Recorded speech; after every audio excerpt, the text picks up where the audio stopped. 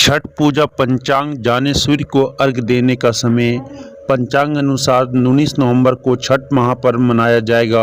इस दिन कार्तिक शुक्ल पक्ष की षष्ठी तिथि सुबह 7:23 तक रहेगी। इसके बाद सप्तमी लग जाएगी। इस दिन दिव्य पुष्कर योग का शुभ संयोग भी रहेगा। 19 नवंबर को कार्तिक शुक्ल पक्ष की षष्ठी तिथि सुबह 7:23 तक रहेगी। इसके बाद सप्तमी तिथि लग जाएगी।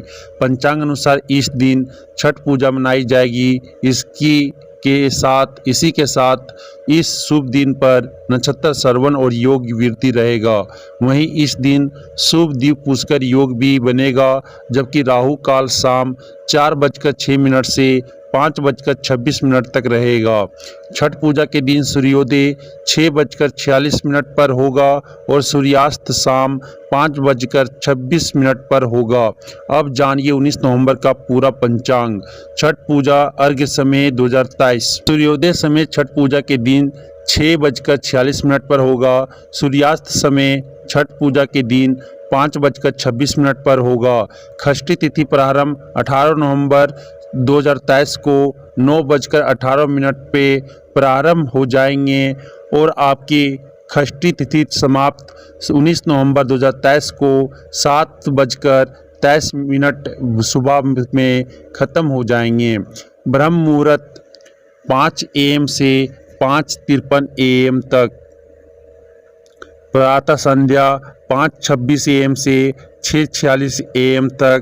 अभिजीत मुहूर्त 11:45 AM से 12:28 PM तक। विजय मुहूर्त 1:53 PM से 2:36 PM तक। गोधूली मुहूर्त 5:26 PM से शाम से लेकर 5:53 शाम तक।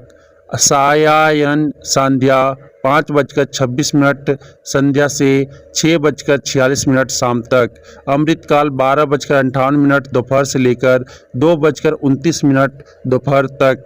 निश्चिता मुहूर्त 11:40 PM रात से 12:33 AM सुबह 20 नवंबर। दीप पुष्कर योग 10:48 रात से लेकर 5:21 AM सुबह दोपहर 20 नवंबर। राहु काल 4:06 PM से लेकर 5:26 PM तक। अमगंड 12:06 PM से लेकर 1:46 PM तक 26 PM तक। आडल योग 10:48 से आपकी 6:47 सुबह 20 नवंबर तक। दो मुहूर्त 4:01 PM से लेकर 4:43 PM दोपहर तक। पहली बार रखना है छठ पूजा का व्रत तो इन सामग्रियों को लेना ना भूलें। यदि आप पहली बार व्रत रखने वाली हैं तो आपको छठ पूजा सामग्री के बारे में जानकारी होनी चाहिए। यहाँ देखिए छठ पूजा सामग्री की लिस्ट। सूर्य और छठी मैया की उपासना का महापर्व छठ 17 नवंबर से प्रारंभ हो रहा है। संतान प्राप्ति और संतान की मंगल कामना का यह व्रत रखने के लिए कई दिनों पहले से ही तैयारियां प्रारंभ हो जाती है।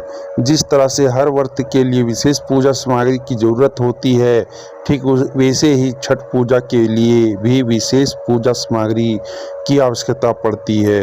यदि आप पहली बार व्रत रखने वाली हैं तो आपको छठ पूजा सामग्री के बारे में जानकारी होनी चाहिए।